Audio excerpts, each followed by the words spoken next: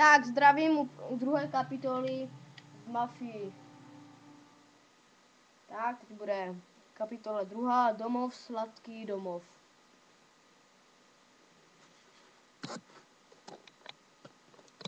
Tam nechám ukázku.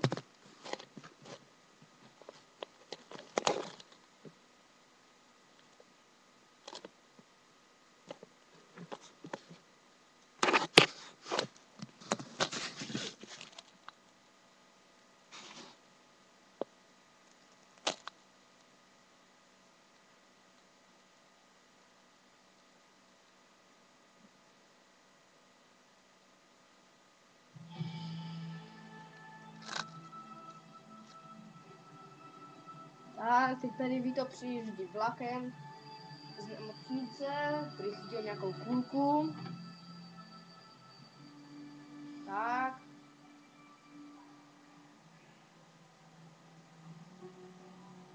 Teď takovou potká Joe. Chvíli jsem si pobyl v nemocnici. A budem hrát. A pak jsem dostal měsíc dovolené. Abych mohl domů. No, kde jsi, Joe? Tak, Joe tady a čumí na cajty. Ale ti už jde pryč. Úplně. Vito, tady! Tady je Vito. Hej, vítej doma, kámo. Jak jsi to věděl? No, si tak jít jdem zdroje. na Tak pivko. pojedeme. Pěkná kára. To patří k mý práci. Je mi jasný, že se těšíš domů, ale nejdřív zajdem na pivo. No, já jsem to věděl.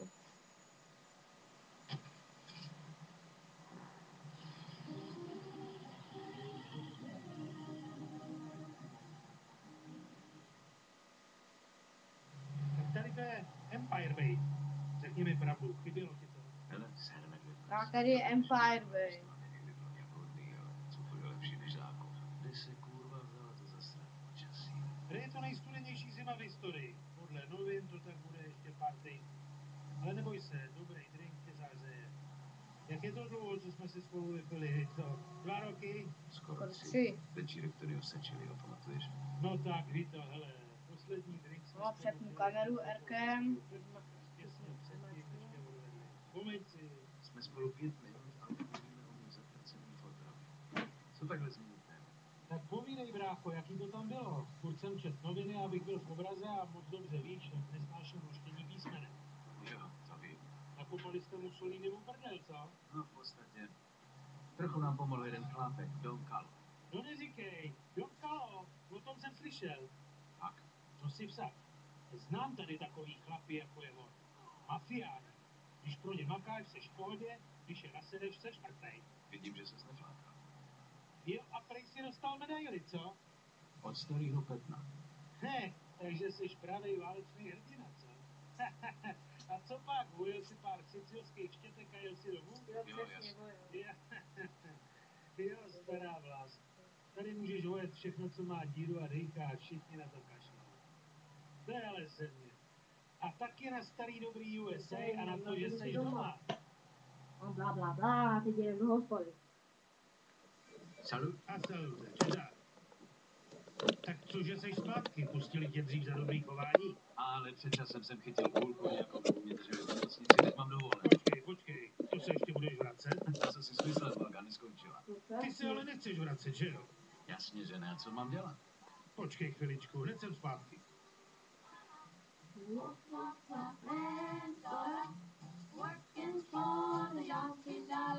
Hej, Giuseppe, tady je Joe.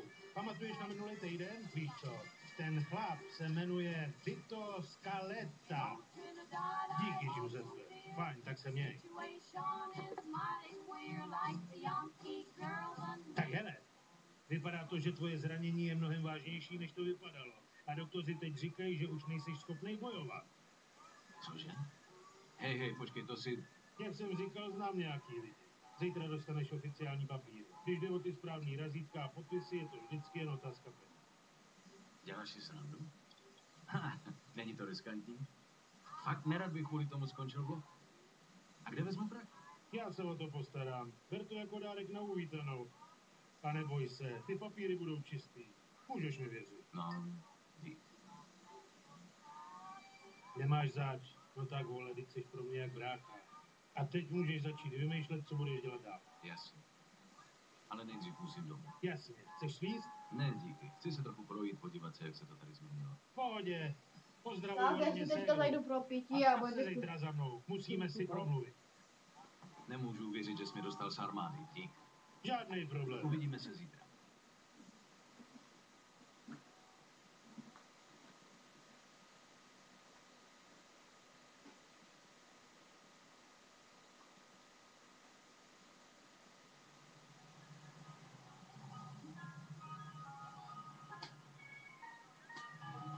A jsme tady.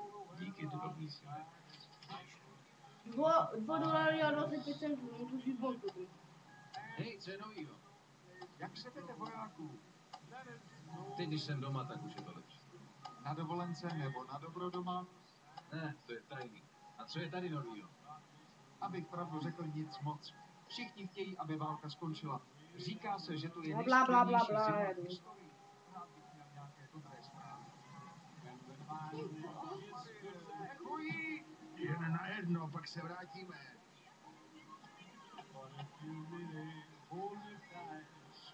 Doufám, že ty sloužíš. Jasně, že ne.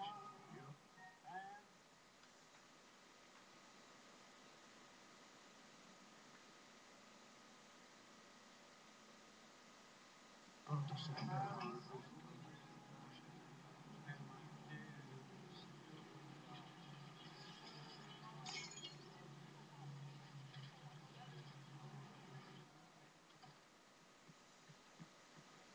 Jdi na halu, má nyní bytu.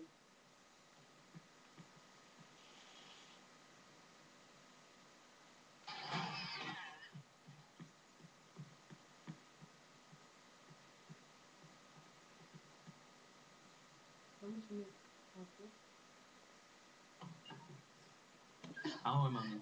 Jsem doma. Viktor, můj chlapče. Můj chlapec je doma. A už jsem se bála, že tě nikdy neuvidím. Francesca i já. Bram, bram, bram. Hej, Zéko, jak se Tak vede? dlouho čekáme. Je. Sedni si. Musíš mít hlad, Viktor.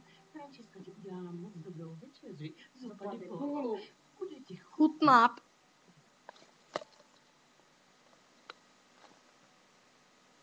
Wow, to vypadá dobře, Fliky. Je škoda, že se toho nedožil tvůj tatínek. Byl by na tebe pyšný, Viktor. Jo, jasně. Viktor, nech toho. Promiň, mami, promiň. Pane náš, požehnej nám i tomuto pokrmu, který si nám daroval. Prosíme o to skrze Krista, našeho Pána. Amen.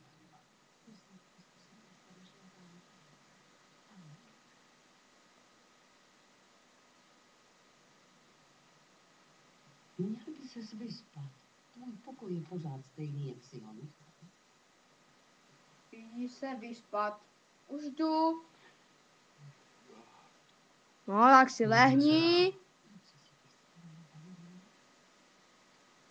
A ráno půjdeme dělat dalšího dne. Se půjdeme být na ulici s jedním pešounem. Tohle nebude fungovat, budu si muset Debile. najít vlastní partii. No, dělej, stavej.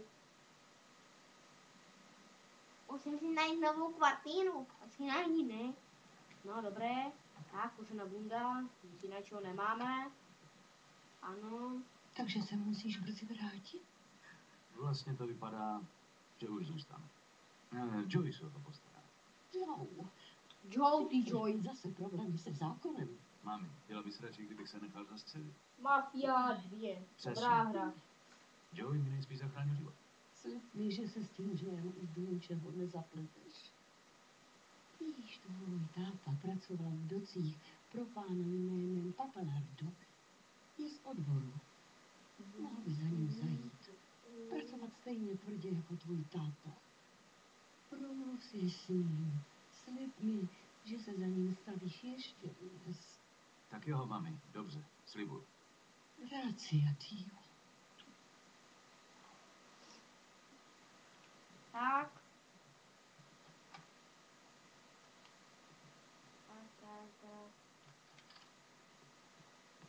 Tak, jdeme ven. Je tma jak v pytli.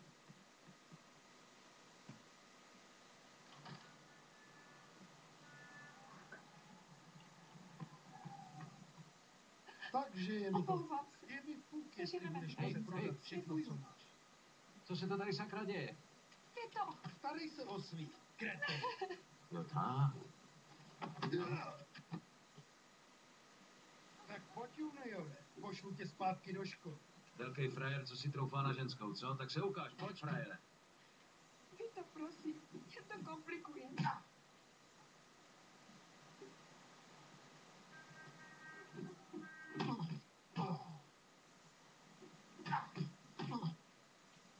Dost, nech toho. Vito, co to děláš? Ještě jednou.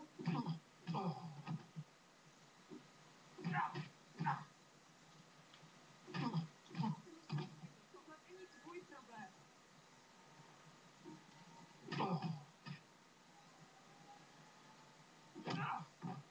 Tak, ale ho kopnem a bude bomba. No, Prdele, Jo, správně, Jo, sebe se táhni. a táhni do prdele. táhni do budete prdele. toho ještě litovat. Oba dva. Zas do hrobu, Co to debil. mělo znamenat? Promiň, Vito. Nechtěli jsme tě s tím obtěžovat. Obtěžovat? Obtěžovat s čím? No tak, Franky, řekni mi, co se tady děje. Než umřel, půjčil si tatínek peníze, spoustu peněz od lichváře. Doufal, že jsi na lepší práci a proto moc splatit. Zjistili jsme to poté, co si odjel do války. Kolik? $2000.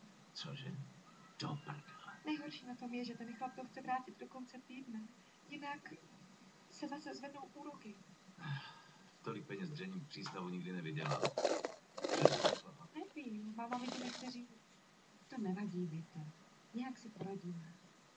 Neboj se, postarám se o to. Slibuji. Díky, Vito.